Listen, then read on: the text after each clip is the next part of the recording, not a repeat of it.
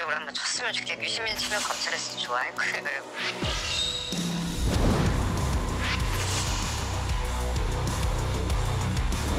그냥 죽어요. 지금부터 더 죽어요. 검찰이 유시민을 쓰는 거예요.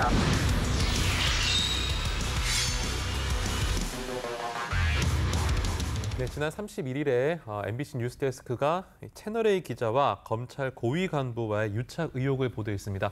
오늘은 이와 관련된 이야기 양지열 변호사와 나눠보겠습니다. 안녕하십니까? 네, 안녕하세요.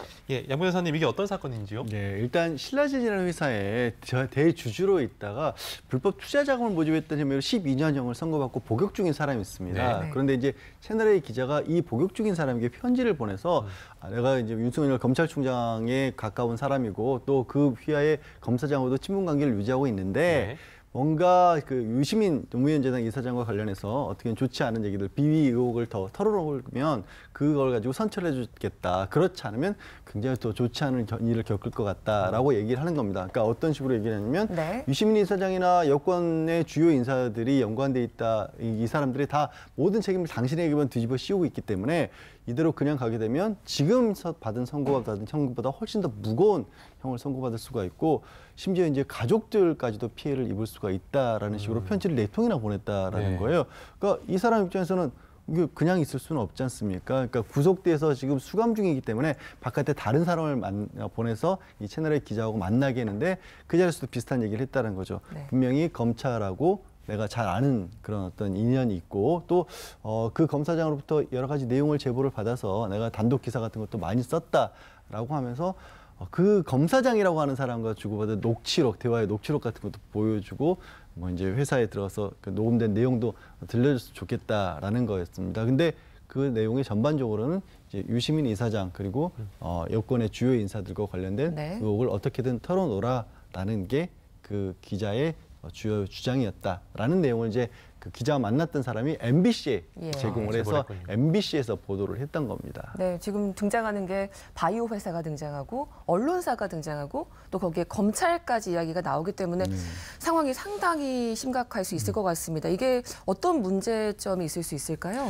일단 이제 정말로 먼저 밝혀야 되는 부분은 이 채널의 기자하고 이 검찰 쪽하고 정말 유착 관계가 있었느냐 이게 가장 중요해 보여요. 만약에 실제로 이 유착 관계가 있는 과정에서 취재를 이런 식으로 했다라면 사실 이거 언론의 취재라고 보기가 어렵죠. 어렵고요. 일종의 강요죄가 될 것으로 보입니다. 강요죄라는 게 협박을 통해서 사람에게 의무 없는 어떤 일을 하도록 만드는 건데 이게 구속돼 있는 상황에서 이런 얘기를 들으면 얼마나 무섭겠습니까? 당연히 그렇고요. 또 검찰도 실제로 이 기자에게 특정한 내용들을 수사 과정에 있는 것을 알려줬다라면 피의사실 공표라든가 아니면 수사기밀 누설과 관련된 법적인 책임을 져야 될 수도 있고요. 이 기자 같은 경우는 사실 설령 이 검찰과 유착되지 않은 상황에서 검찰의 힘을 빙자해서 그냥 개인적으로 검찰 이름을 빌어서 함부로 쓴 것이라고 할지라도 기자의 취재 윤리는 완벽하게 어긋난 것이죠. 뭐 취재 윤리 강령 같은 데도 압박을 하거나 아니면 특정한 개인이나 어떤 특정 집단의 이익을 위해서 이렇게 행동할 수 없다라고 못 받고 있거든요. 제가 왜 이 부분은 확실하게 문제가 된다고 말씀드리냐면 저 시점 자체가 편지를 보내기 시작했던 게 2월이었고 그래서 결국엔 지인을 만나게 된 게 3월쯤이었습니다.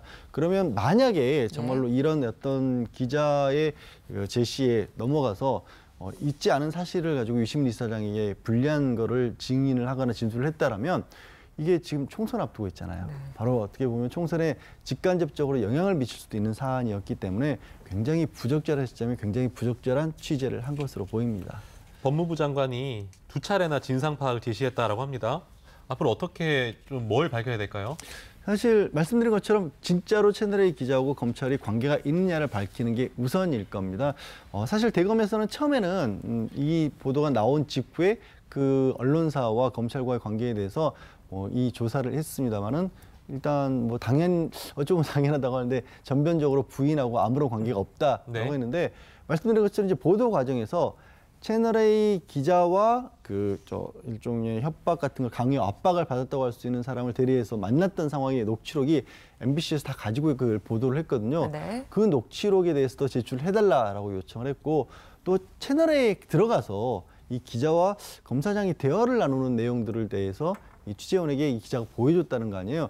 그게 있다라면 그것도 제출을 해달라라고 요청을 해놓은 상황이고 그래서 결국 진짜 중요한 거는 이제 정말 기자와 그 해당 검사장이라고 하는 사람이 어떤 관계가 있었는지를 밝혀야 하는 것이고요. 네. 그렇게 밝힌 다음에는 결국에는 이게 법적으로 문제가 될 소지가 있기 때문에 이제 단순하게 조사를 넘어서서 징계라든가 형사처벌을 목적으로 하는 감찰을 시작할 수가 있습니다. 네. 그런데 원래는 이렇게 대검에서 먼저 감찰하는 이유가 네. 검찰권을 존중해주기 위해서 독립성을 보장해주기 위해서 하는 건데 혹시라도 그 결과 자체가 뭐 좀 부실하다거나 아니면 이게 얼마나 큰 문제겠습니까? 네. 그러니까 불공정한 어떤 감찰이 이루어질 우려가 있다라고 본다면 법무부에서 직접 1차적으로 감찰할 수도 있는 그런 사안입니다. 네, 간단하게 지금 관련 당사자들 입장 내놓고 있나요? 사실 유시민 노무현 재단 이사장 같은 경우는 너무 당황스럽다라는 거예요. 그쪽에서 방금은 강연을 해주고 한 70만 원 가량을 받은 것 외에는 어떠한 경제적인 거래 관계도 없었다라는 건데 그래서 유시민 이사장은 본인의 네. 어떤 명예를 회복할 뿐더러 좀 국민적인 의혹을 해소하기 위해서 또 검찰에서 이 해당 언론사를 상대로 강제 수사를 해야 되는 게 아니냐라고 강력하게 주장을 했고요. 지목이 된 검사장은 전혀 나오는 관계가 없는 일이고 네. 그런 녹취록 같은 것도 존재하지 않는다라고 그렇게 밝히고 있습니다. 알겠습니다. 오늘 말씀 여기까지 듣겠습니다. 고맙습니다. 네, 고맙습니다.